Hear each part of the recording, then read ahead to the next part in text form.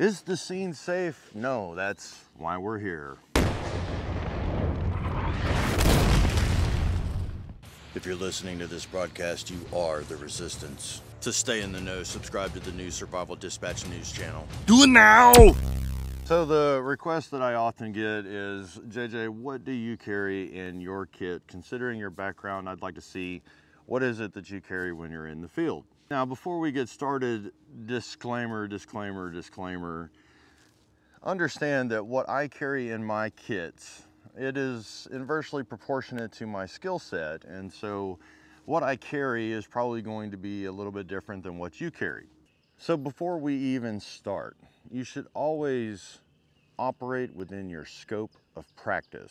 All first responders understand, because they have been through a lot of training and they have to recertify, and it's just a constant cycle of training and experience. But we all understand that we all have and had a duty to act within our scope of practice. And rule number one was do no harm. And I know you watch a lot of videos on YouTube, and you know, this is something that you want to be the force multiplier. You want to be the person that comes in, the hero that saves the day, and you want to do as much good as you possibly can. And because of that, a lot of people do the monkey see, monkey do thing. They see like fancy kits and they say, okay, this guy is running that kit and I need to have that kit. The problem is, if you don't know how to use the kit, then you can actually become part of the problem rather than part of the solution. And I also think that there's a lot of misconceptions here on YouTube, because I mean, you just don't know what you don't know. And I hear a lot of people, you know, they present this argument, well, if I carry all the fancy cool toys and stuff, even if I don't know how to use it, then somebody around me probably will. And I would like to say that that is possible. However, I can tell you as a first responder myself that I am extremely picky about what goes in my kit. And because I have a duty to act within my scope of practice, that determines what I carry. Now, I'm not saying that I'm not grateful if somebody has a bunch of stuff around, but there are pros and cons to this.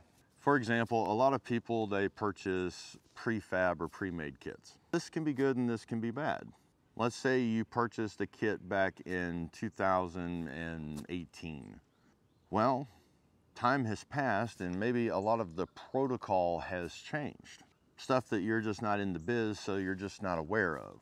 The medical field is constantly changing and there are constantly updates, and unless you're in the business, then you probably aren't aware of those changes. And so a kit that you purchased, you know, a couple years back, it may be almost obsolete today. And believe me, I understand it, because when I was in, I've been retired for 3 years now, but when I was in, a company would come out with a new kit. Maybe it was from Blue Force Gear. They came out with a new medium level whatever kit, you know, with the fancy Helios system or something like that, and I just had to have it.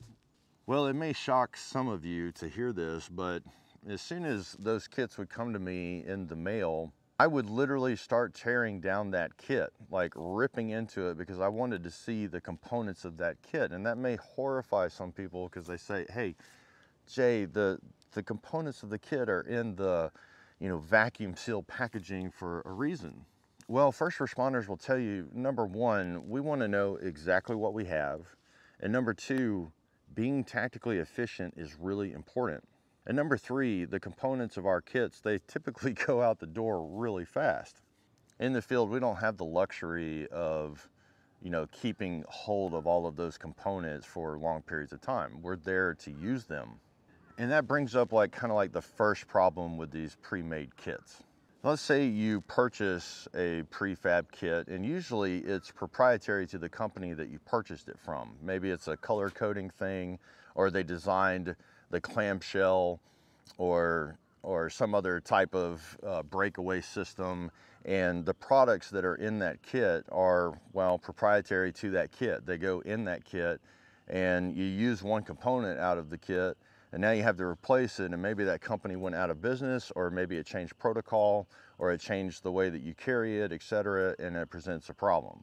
The next problem that I typically see with kits like that is people, they haven't gone through the kit, and when the emergency happens, all of a sudden it's like the drag tree goes off and the light turns green and it's a little bit chaotic, and they're throwing stuff out of the kit onto the ground, and they don't take the time to read the packaging where it says, you know, peel here, and now they're ripping with their teeth, or they take their knife and they rip the package open, and guess what? They cut through the very thing that they were trying to use. Another thing is the amount of time that goes into all of this. If you haven't ripped open those packages properly from the get-go, it usually takes a lot of time, especially when it's time critical. Like if somebody has a bleed going on and it's time critical, you don't have time to become familiar with your kit on the fly. You need to be familiar with that kit before the problem even happens.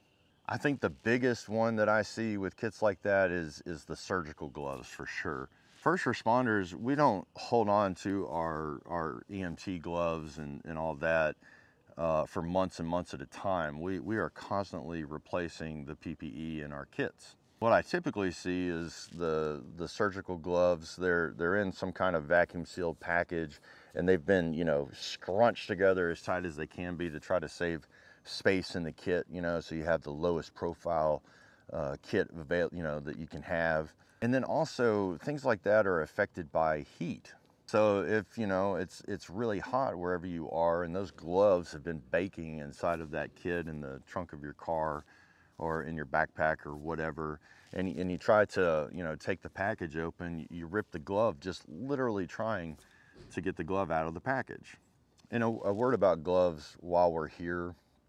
This is going to really upset some people, but I'm going to go ahead and say it anyway.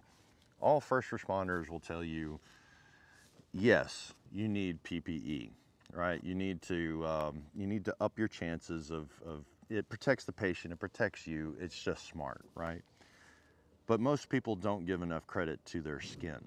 Short of you having a cut or a scrape or some kind of open wound, your skin actually does a pretty good job of protecting you. All first responders at some time or another have had the nasty, sticky, gooey stuff that's not yours on their skin, and we've all had to wash ourselves off. I guess what I'm getting at is if somebody does have a critical bleed and you have ruined your gloves in the process and you don't have any nicks or scrapes, you might be okay. But ultimately, in the end, you have to make the decision, and I would always tell you to have proper PPE. Now, the way that people like me deal with it, this right here is just a little glove pouch that goes on my belt.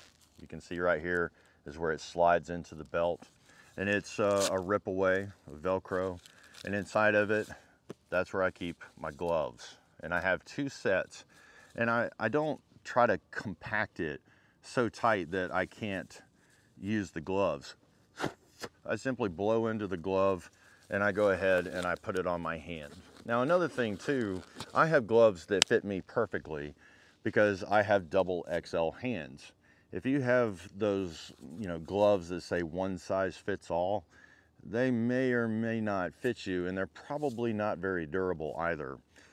I make sure that I change my gloves out in my little pouch here about once every, well, I change them out pretty regular, but let's say that I didn't use my gloves that often. I would at least change them once a season, about every 3 months or so. Now, what I do instead of ordering from like North American Rescue, for example, I just go to Harbor Freight and I buy nitrile gloves, and I keep a box inside of my Jeep, and every so often I just change the gloves out just to make sure that they're not going to break on me and that they're readily available, and I'm not going to have to go through some kind of packaging to put them on. That's one of the biggest problems that I see in the field. It's real easy to just scrunch a couple sets of gloves into a pouch like this, wear them on your belt, and they're with you at all times, and you just don't have to worry about it. All right, now that we've gotten some PPE out of the way, we can talk a little bit about, okay, well, what do you carry on your person? So some of the stuff that I carry with me, I always have some kind of baby wipe in my pocket. These things, they have alcohol in them. Yes, you can use them for treating wounds. I also have stuff for controlling bleeding, Like, I always have a couple bandanas in my pocket. They're just really easy to access if I need them, instead of having to get into a medical kit for my sterile 4x4s. Now, am I saying don't use sterile stuff? No, I'm not. I'm talking about emergencies. You need to understand a little bit about my background, okay? I would have to search for the patient. I would have to stabilize the patient, package the patient, and get them to a higher level of medical care.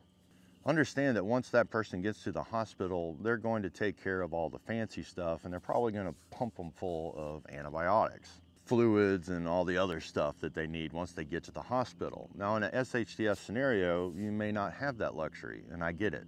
But statistically speaking, most emergencies happen under 72 hours. So I'm going to say like 95% of the time, go ahead and take care of the patient, but understand they're also going to need another level of care afterwards. Now, if we're talking about like apocalyptic, end of the world type stuff, that is a whole nother ball game, and that's not what this video is about. This is about taking care of what you can with your level of care. Something else that I carry in my pockets is what I would consider an IFAK.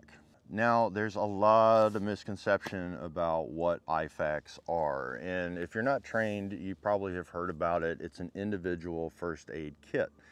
Now, I think the misconception is that people think, okay, basically I have the medicine cabinet on steroids in the field so I can take care of all kind of like, you know, simple ailments and complaints, etc. Like that's not what an IFAK's all about.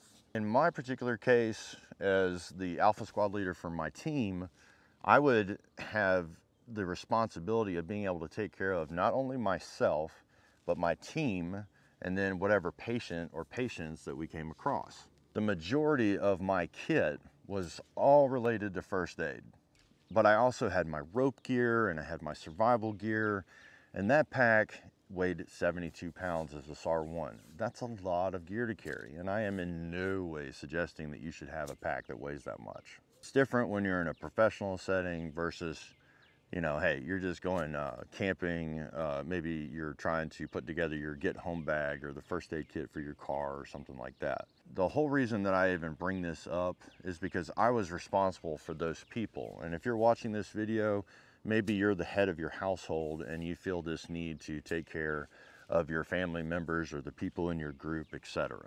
Now, the way it worked for us in the field as professionals, I would have a jump kit that had all the fancy tools and toys and stuff in it, and then each member of the team would have an IFAK. Now, an IFAK may not be exactly what you think it is. It's typically there to control, you know, bleeding, like extremity bleeds, to treat for shock, to create and or maintain airways, and there's a lot of things inside of an IFAK that you have to have a certain level of training for. For example, if you don't know the difference between an OPA or an NPA, and you don't understand what 28 French means or 20 French means, an IFAK is probably not the way for you to go. Typically in an IFAK today, currently, they always have trauma shears. They always have some kind of emergency space blanket in them. They'll have compression and pressure gauze and bandages.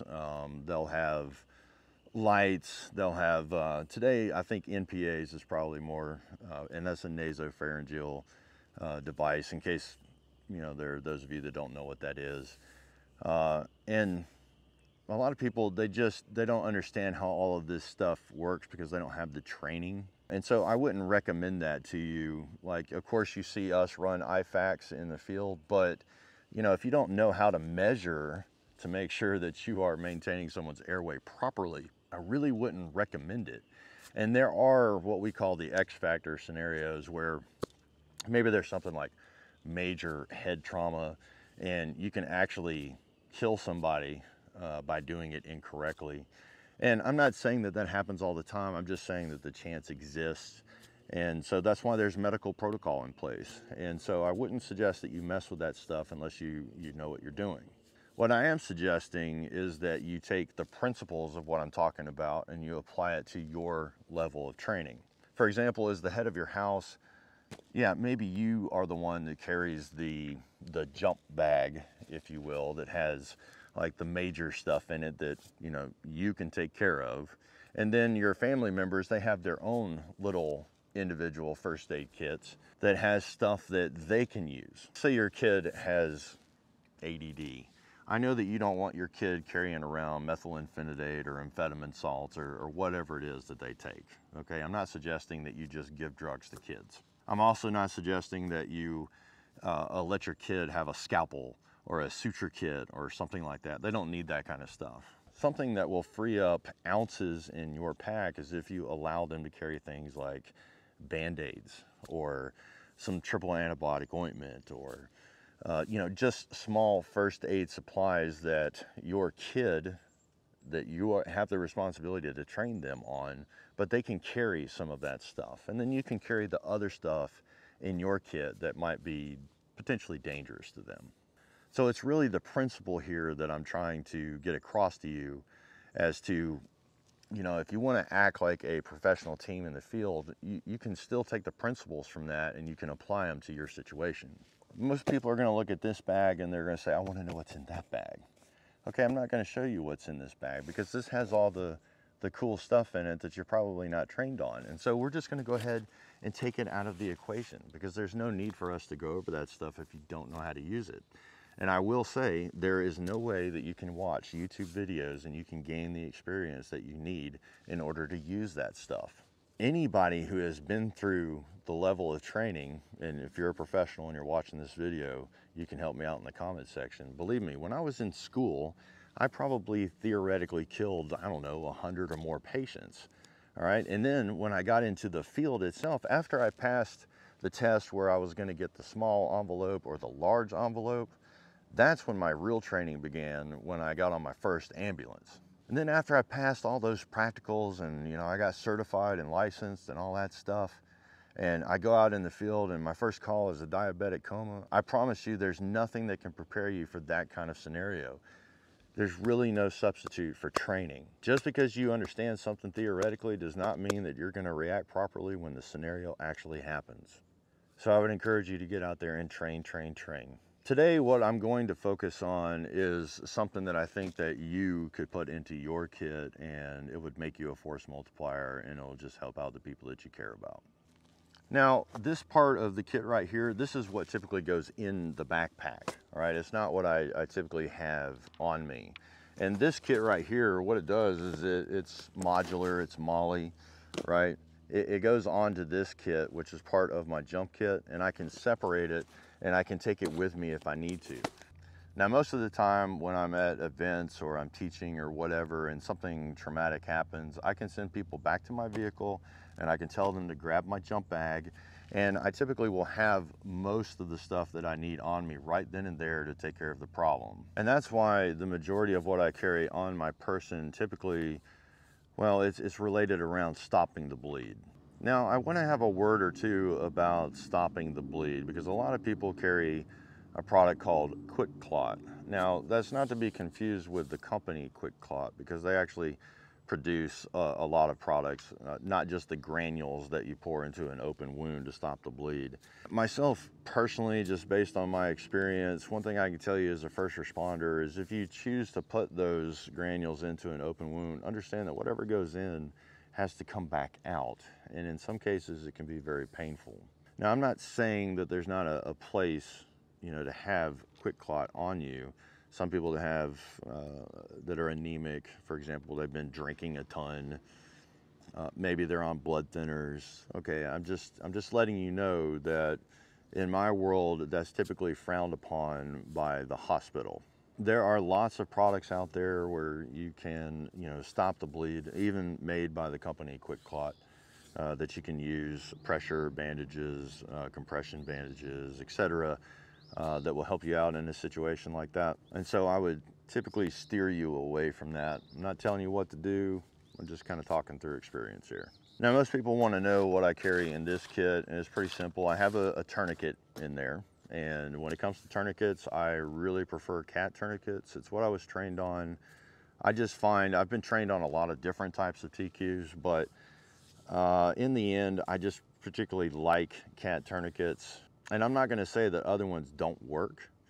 What I'm saying is that when you get into a high stress scenario and there's blood everywhere and you've got stuff all over you and there's stress and all that, sometimes the other tourniquets don't work as effectively as a cat tourniquet will. Carry what you will, but just be aware that I've never had a failure with a real cat tourniquet. Now, there's a lot of fakes that are on Amazon. If you're going to buy a tourniquet, I would suggest that you get an official cat tourniquet, and you're gonna pay somewhere in the neighborhood of close to 30 bucks when you buy one. But I promise you, if you ever have to use one in real life, you will thank God that you bought a good one.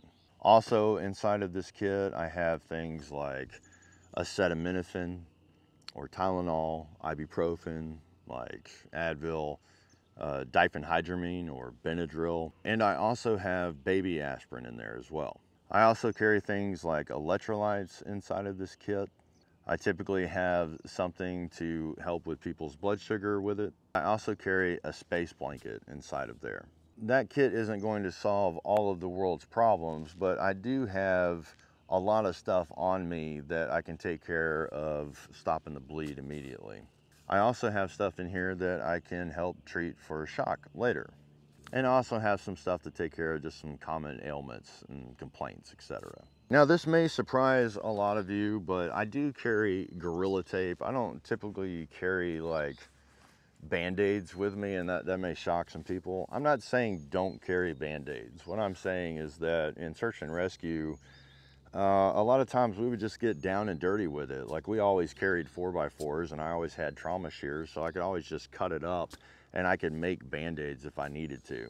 The majority of what I would focus on would be major trauma type stuff, and I'm not really like worried about secondary injuries like, oh my God, a thorn cut me. What I will say about Band-Aids, a lot of times if you're dealing with kids especially, they can be a comforting item. So if you do have kids, it is a good idea to have Band-Aids, and yeah, go crazy with the designs or whatever that come on them, because kids love that stuff. All I'm saying is that I can pretty much make any kind of bandage that I need to, as long as I have Gorilla Tape and then something that I can use to stop the bleed. Past that, like in my pack itself, I don't just have this kit. I have other stuff that I use for multiple purposes. Like, for example, in my hygiene kit, I have this mirror. Now, before someone asks, this is not a Wazoo mirror, okay? I just took some stickers and I put them on a cosmetic mirror that I keep in my kit. And what's important about this piece of kit is it has two different mirrors in it. One that's just a regular straight 0 power mirror, and then the other one which is a 10 power. And this really helps out if you get something in your eye or you have something on your face. It really helps to have the magnification. Another thing that I keep in my kit are shamogs. I typically have 2 of them in my kit. One that is orange or hunter orange, safety orange, that I can use for signaling. And also, one thing that's really nice about these shamogs is you'll notice these little tassels that come on them. They give you the ability to rip off whatever you need to, so that you can create any size bandage that you need to. I honestly don't know how many slings I have made with these things over the years, because a radius ulna is a pretty common thing that happens out in the field. I use it for other things as well, like, you know, covering my face. You know, if there's bugs around me, I use it for filtering water.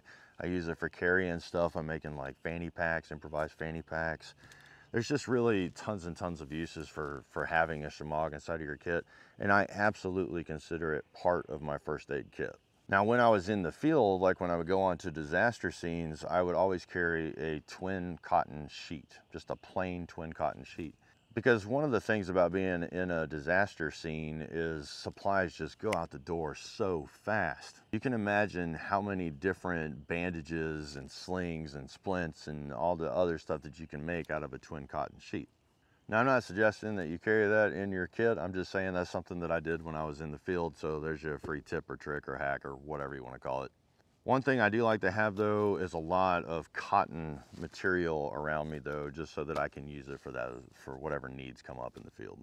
Another thing that I consider part of my everyday carry that's on my person is a good flashlight. If I need to check pupil response, it's nice to have one of these on you. Also, if it's dark, I mean, being able to see the wound, etc. I mean, it just makes sense to have a light on you.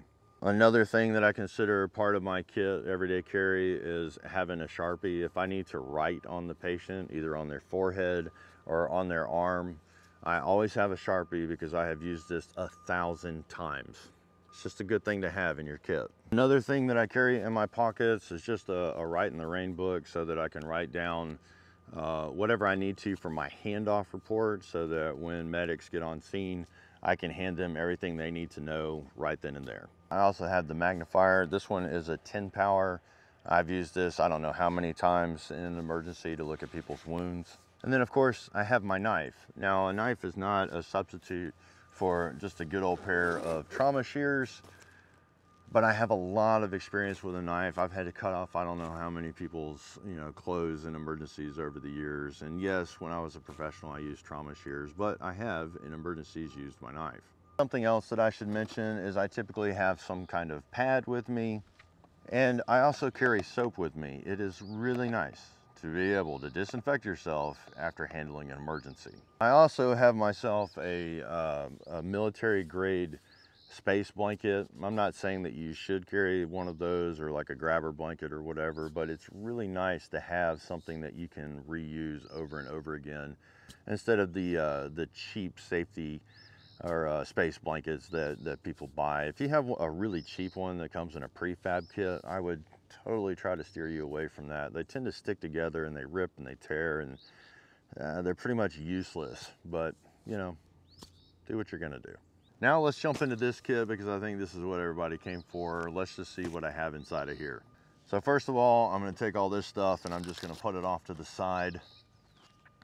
I think the whole point in me showing you that is, you need to be tactically efficient, and you don't have to have every single thing for your first aid kit in one pouch. You can have it spread out on your person or in your bag, etc., and it just force multiplies and makes you that much more effective.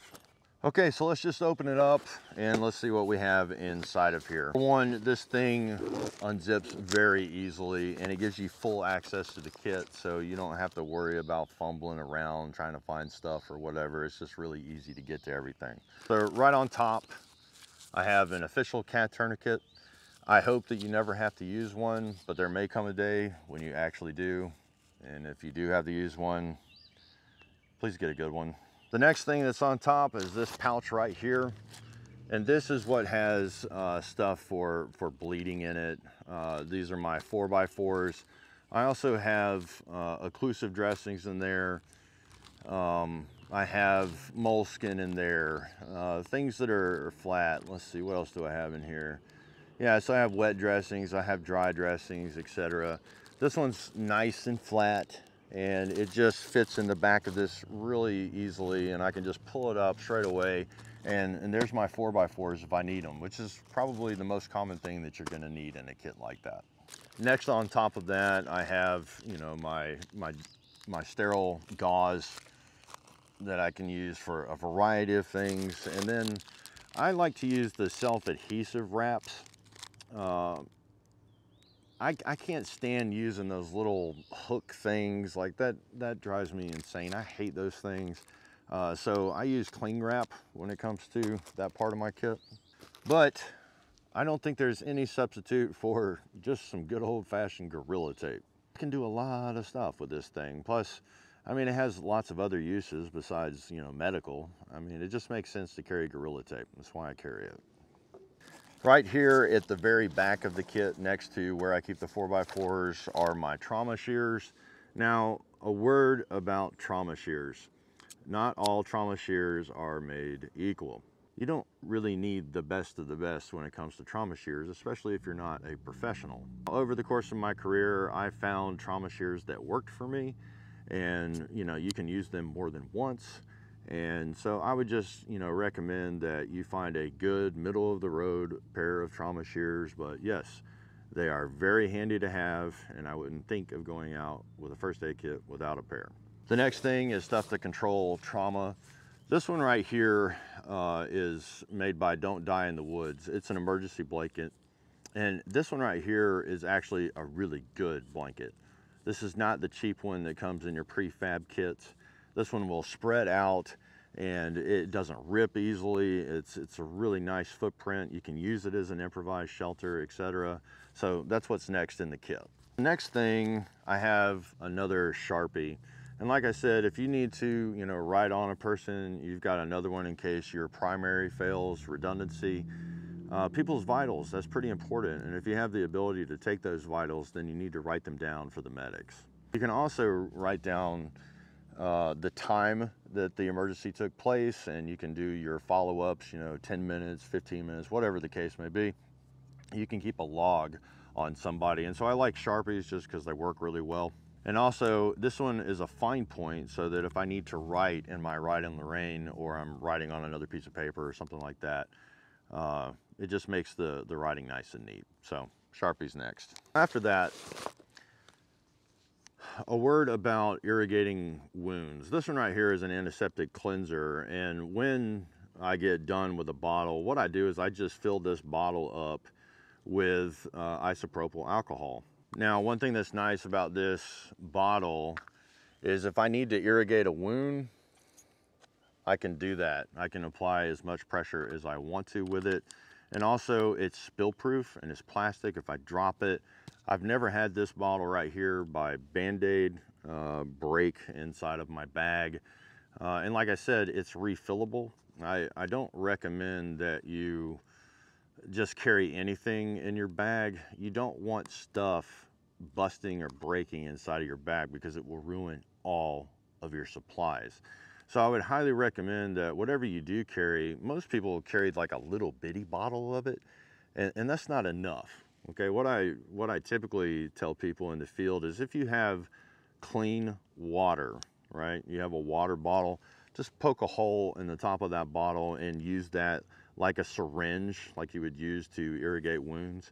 I do have various size syringes inside of my actual jump kit, but just for something really fast, quick, down and dirty in the field, I'll use a water bottle first, and then I'll finish up with this afterwards. But I think the biggest thing that I'm trying to communicate to you is you need a lot, not just a little bitty bit. This right here is 6 fluid ounces, and I think this is about the smallest bottle that I would carry. All right, the next thing is a good set of tweezers, not a cheap set of tweezers. I would buy yourself a good set of tweezers, one that has a point and a flat on there. I just find that these things are really handy when you're in the field, and I wouldn't think of going out without having a pair of tweezers. Next is a bag full of stuff. Let's talk about what's in this bag first. When I was in the field, we used to carry glucose with us for people's blood sugar problems. But nowadays, instead of replacing that, and I guess I have my own like problems with that as an EMT, it's better to hook somebody up and shoot them full of the stuff that they actually need in the field. But you're probably not certified to do that sort of thing, and so just having some kind of hard candy, a lot of times too, even if it's not a blood sugar issue, a lot of times it's just soothing to people if you give them some kind of hard candy, just something for them to suck on for a little while, and it'll usually calm them down. So like for kids, for example, or even some adults, having just some lifesavers can be a lifesaver. Now, I had mentioned the types of medicines that I carry with me. This one right here, this is Benadryl that I have pre-crushed up. In case someone is going into anaphylactic shock, I can at least try to stop the big wave that is coming, so that we can move forward with it. And it's kind of a pain in the butt to have to crush this stuff up in the field, and so I already have it in bags ready to go, and they are measured out. So I have 25 milligrams and I have 50 milligrams, etc. So these are not the tablets, these are the pre-crushed Benadryls that I carry. Another option that you could have is liquid, but I typically try to stay away from liquids as much as I can. I've just found that this has always worked for me in the past. So I always have Benadryl, I always have ibuprofen, I always have Tylenol. Oh, here's another one, Dramamine. I tend to get sick on boats after a while. I can last for a long time, but eventually it's going to get me. Dramamine is really good for motion sickness. And then I also have baby aspirin in here. Oh, and I can see that I need to replace it, or maybe it's in there. I'm not going to look in there. I always have redundancy built into the kit though. So I have the baby aspirin in this kit, and then I also carry it in this one. So I can see that that's something that I need to write down, that I need to replace in my kit. So I'm gonna go ahead and go to my Ride in the Rain, and I'm gonna go ahead and write down that I need to replace baby aspirin into the kit that goes into my bag. There we go. Now I have a record of it and I know what to go get. I also carry just some triple antibiotic ointment. I don't try to get like fancy with it and have the pain relief stuff and all that. Just something to help protect that wound and get the healing process started. So I have some triple antibiotic ointment. Here's a big one, Lotrimin. And I carry the good stuff. And there's a reason for that. I don't know if you've ever had trench foot or you've had jock itch or something like that. Oh my God, that is a bad day. So I carry Lotrimin in my kit for such a thing. Another thing that I carry is prescription strength hydrocortisone. And you'll notice that my stuff is used. And this is one reason why I don't like the prefab kits, is because I use this stuff constantly and all the time. I think it's a good idea to have hydrocortisone. If you don't have prescription strength, that's fine. You can buy, you know, stuff off of the shelf, but I like to have prescription strength hydrocortisone in my kit. After that, another thing that I carry in here is just an antacid. It's good to have that stuff in your kit. Next thing I would say is eye wash. Now, this is a smaller bottle. I would not say that this is enough, but it's a little bit better than carrying one of the like Clear Eyes or whatever else is out there, you know. If you need to wash your eye out, I would say, you know, start with water first, you know, clean water first, and then finish up with something like this when you're done. This is another thing that doesn't get talked about very much, and that's your teeth. If you have a toothache, that is like literally one of the worst things that could possibly happen to you out there. I cannot say that enough. There are a lot of natural remedies, ways that you can, things that are astringent in nature that you can help pull out some of those toxins. I use plantain quite often. You can use tea bags, for example. But sometimes people are not really cool with natural remedies. And so it's good to have something that maybe they're more familiar with, so that they can apply it to their gums or to their teeth to help them out with that. Because having a toothache, having an abscess, needing a root canal, whatever, oh my God, toothaches suck. Another thing is having something, some kind of lip balm. I typically use the stuff that has something to combat the sun in it. You can also use this, you know, for small scrapes, etc. All right, the next thing, I joke about it all the time. Y'all have heard me say, don't get monkey butt. If you can't save your own ass, you can't save somebody else's. Having preparation H in your kit. I think that that's a good thing, because when you have hemorrhoids, and for those of you that have never had hemorrhoids, believe me, they're a pain in the ass. I also always have some Gold Bond with me as well. Now you will also notice that I do have some individual bags there. When I was in the field, we would have a whole variety of bags with us, because what happens when you get done taking care of somebody? You have all this bloody stuff laying around in your gloves and all. Do you have a way of disposing of that responsibly and properly? The next part of the kit, which has another see-through bag in it. I have inside of here are electrolytes. I really like snake juice because of the amount of potassium that it has in it. But I'll be honest with you, snake juice tastes like crap. What I will typically do is I will stack them. So here I've got LMNT, and I really like the way these taste, and I also like what's inside of them as far as the amount of sodium, potassium, and the other micronutrients that you need. And it's really important to replace electrolytes, so that is definitely part of the kit. All right, something else that I carry is both daytime and nighttime Theraflu. Now, use whatever works for you. Some people like Alka-Seltzer, or they like Vicks, or whatever it is that you carry. If you get the flu when you're out and about, when there's an emergency, just having something to help with those symptoms is like a godsend. So I have these because I know that these work for me. Choose whatever it is that you will. That's just what I carry. Next, I just have some regular Benadryl. If it's not a life-threatening thing, then I can give somebody just, you know, some diphenhydramine, maybe even to help them sleep sometimes. Now, I will say a word about that. If you are not certified, licensed, etc., you know, you shouldn't be giving out medicines. The stuff that I have here is pretty much all over-the-counter stuff. I would be very cautious about giving people medicines. Sometimes people are allergic to stuff and they don't realize it. For example, you don't see any iodine on this table. A lot of people have allergies to iodine, and you would feel really bad if you caused a condition you didn't ask them before you applied it. Same thing goes for like latex gloves, for example. You got to be really careful with administering medicines, if you will. Always ask before you give it. And typically what I do is I say, I have this. Are you allergic to it? And would you like some? Yes, next, good old-fashioned Goody's headache powders. For me, this is more of like a personal thing. This is for me. Goody's just works. And so that's why I carry Goody's headache powder. They do have them that have aspirin, and they have them with acetaminophen, and they have them with combos. Good, whichever one works for you. That's just what works for me. Also, this is also what I would consider personal medication for me. I use Zyrtec. Some people use Claritin, and you don't have to have, you know, the stuff that's name brand or whatever. You can get just generic cetirizine off of the shelf. You don't have to pay for it, but a lot of times I find that people are more comforted if they have a name brand product instead of, you know, like just the generic single serving friend out of your first aid kit. The power of your mind.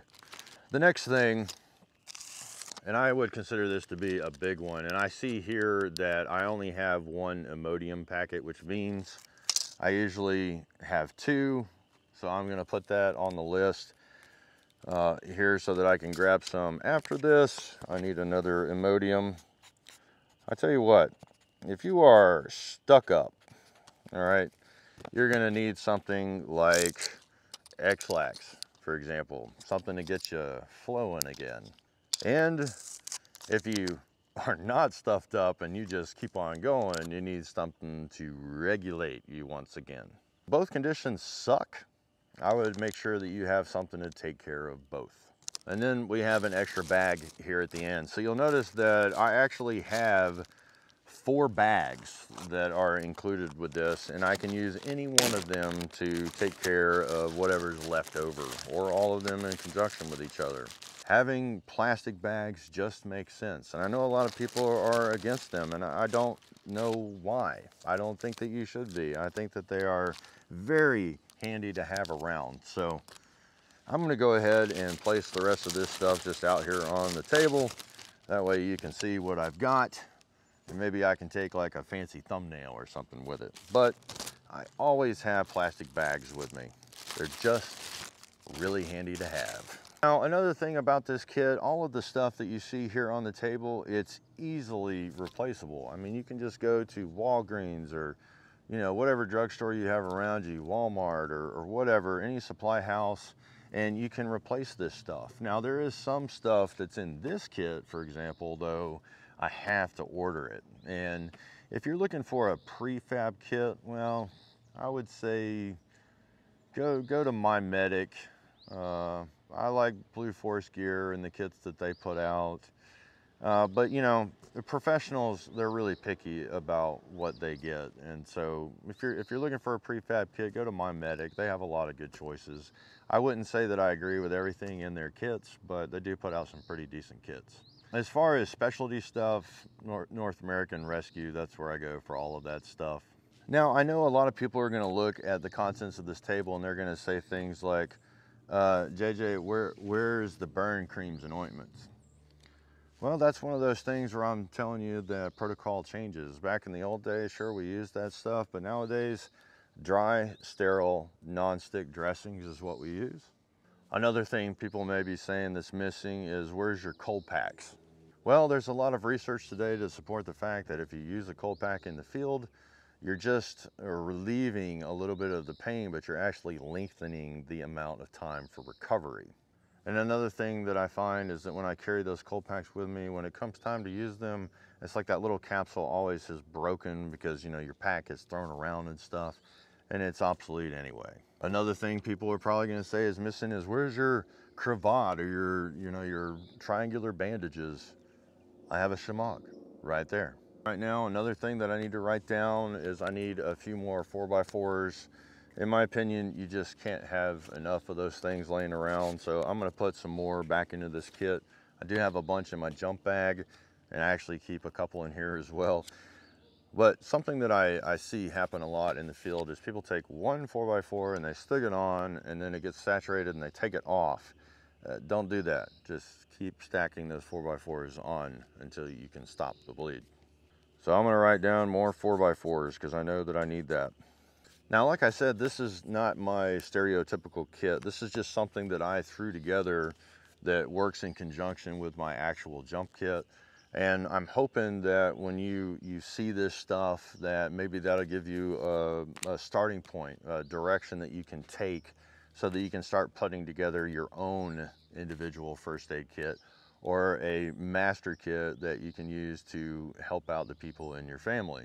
One thing that I will say that I touched on it in the video, but you know, if you have life-saving medication, you need to have at least a minimum of 3 days of that medication.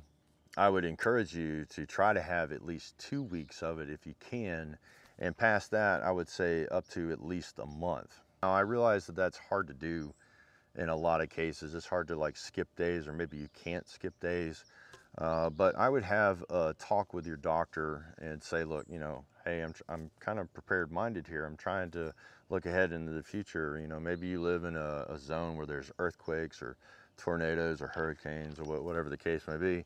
And maybe, you know, your doctor can help you out and they can get you the prescriptions that you need so that you have them on hand should, you know, the drugstores or the regular stores be closed and you just can't get your prescriptions. Something that you don't see here on this table is stuff for kids. When I was in the field, we were required to actually carry a small toy or a small game or something like that, just so that we could, you know, help kids out in an emergency. If you have a family and you have small kids, you might think about including something like that into your kit. I tried to keep this as simple as I possibly could because, you know, I wanted people to, I wanted to create a video where people felt like they could have a force multiplier. Like they felt like, yeah, this is something that I can put together. This is something that I can treat a variety of illnesses and traumatic situations, and I won't feel completely helpless.